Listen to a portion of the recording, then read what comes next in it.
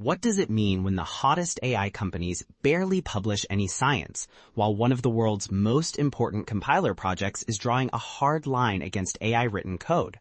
Welcome to the Automated Daily, Hacker News Edition, the podcast created by generative AI. I'm Trend Teller, and today is July 30th, 2026. Here are the stories worth your attention today.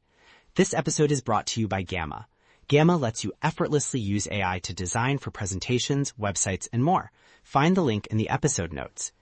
Let's start with AI policy in core infrastructure.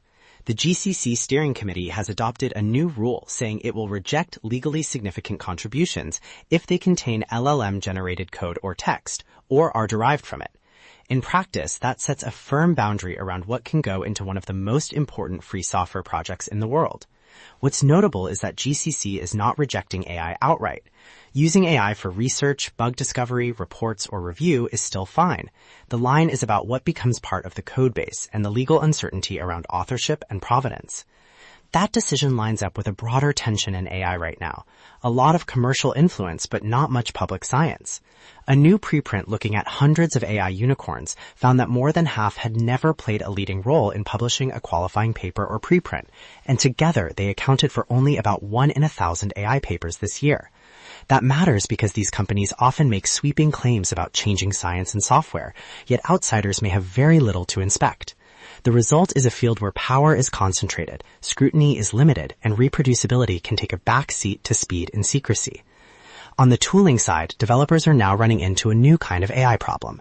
Too many agents, not enough coordination.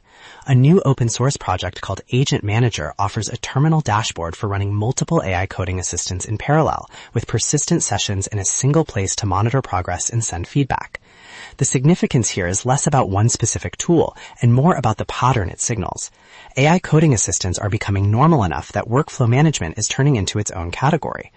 A pair of projects today show how visual interfaces are making technical systems easier to grasp.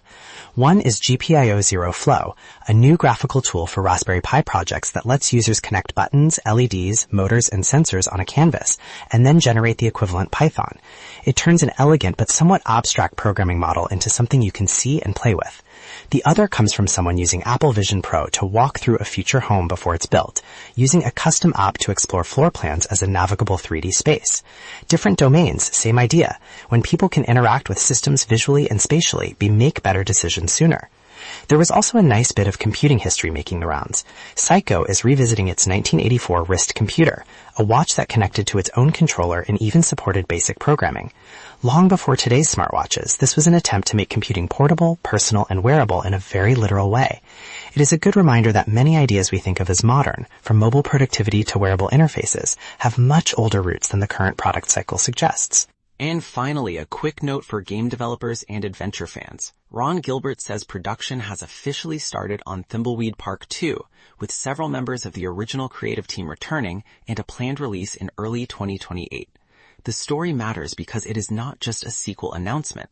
It is a sign that a distinctive style of narrative game design still has enough momentum and enough audience loyalty to come back with much of the original talent involved. Thanks to our sponsor, SurveyMonkey. Don't just know what happened, know why. SurveyMonkey can help you unlock insights by combining feedback with operational data to get vital context. Find the link in the episode notes. That's it for today's edition of the Automated Daily, Hacker News Edition. If you want to dig into any of these stories, links to all stories can be found in the episode notes. I'm Trend Teller. Thanks for listening.